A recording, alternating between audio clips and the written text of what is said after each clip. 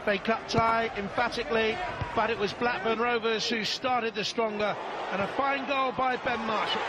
Yeah, and I think Bilic, looking on, would have been disappointed in what he saw once the corner took place, because a couple of West Ham players just kind of turned their back on it. Payet to begin with, and then Antonio as well on the follow-up behind, and neither of them obviously got a block on it. And I think the goalkeeper was unsighted until too late. But clever, I think, as well by Marshall, the way he shaped himself and then just drew it into the near post. I think it was a very good finish, and even if he had seen it, maybe Randolph wouldn't have got there. No chance for Blackburn Rovers to press home their advantage. To Moses given too much time, and this was 1-1. Yeah, and another disappointing one to concede from a defensive perspective.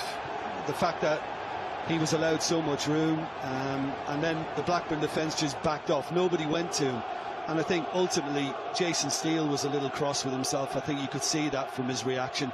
It's a decent hit by Moses, not his very best, and I expected the goalkeeper to be beating that wide, and he didn't get enough on it, and he should have been a little quicker to it.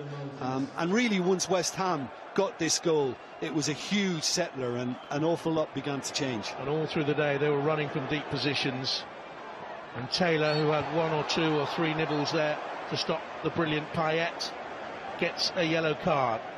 Yeah, his first yellow, and obviously it played a significant part in leading to the next goal, which put West Ham in a commanding position. Payet has been doing this all season, and you can maybe question the goalkeeper. It might be slightly harsh because the free kick was expert, but yeah, I think maybe the goalkeeper could have been a bit livelier in reading it and got across. But listen, it's all about Payet and what he did, and not criticising the goalkeeper. That is extremely good. Carbon copy of previous goals. Blackburn started the second half well. Ward with a chance. Yeah, and he did very well. I mean, he shouldn't have been afforded the room to actually get it under control, far post, but he did, and it led to a breakaway for West Ham and a second yellow card, of course, for Taylor, and this then had a much more significant bearing on what followed. Because that's where Blackburn Rovers' resilience really ended. Distraught, but it was a second bookable offence as he clipped Moses. Contact might have been minimal. Down went Moses. Rash challenge to make though when you're on one bookable, and West Ham then went on to dominate. Yeah. Antonio up from the back.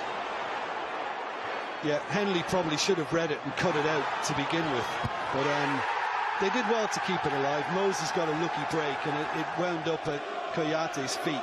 And but Henley should have dealt with it initially, and once he got caught, they were under an awful lot of pressure. Henley again was slow and maybe trying to follow it up to clear. That's the lucky break, and clever by Koyate, and definitely onside as well, Emenike, when he tucked it in. And by now West Ham are in a totally kind of dominant position, and it was just a case really of how many they were likely to add. There on the line, but he was just onside. The goalkeeper was actually playing him on. And the sending off for Koyate, and it's a tough one. I mean, it's great running. It's great desire on Blackburn's part, and really Henley has felt the contact, and there is contact, but he's not even trying to play him. It's just kind of legs just came together and down he went, and I suppose the referee felt obliged to send him off. Here comes Emenike, his second of the game, and West Ham was safe at 4-1. And really cool. I mean, it was a chance with so many out injured, in terms of the strikers they have to offer West Ham, and Emenike knew that he could just make his manager think about something today, and I thought that was wonderfully composed. You know, he seemed very relaxed about it, and it's a really good finish from him in the end to take it away from the keeper. He loved it, didn't he? Here he comes again, looking for his hat-trick. Off the post. Yeah, and the West Ham faithful behind that goal were all expecting the net to bulge. Again, he did everything right until the finish, and he just got the technique slightly wrong, just a little slice across the ball. He cut the outside of the upright. Payet set him up there, had a chance to set him up here, but goes all alone and scores a peach. I think it's a fabulous finish, and not only his work in engineering the position for himself in the end by coming inside one, then slipping inside another, but just watch the way he finishes. It's a pass inside the post, always curling away from Jason Steele, and you know, he's been enjoying the plaudits all season. Well, it's just going to continue because his form is absolutely outstanding, Dimitri Payet, and he is really and truly a joy to watch at this moment in time. 2 for him, 2 for Emini.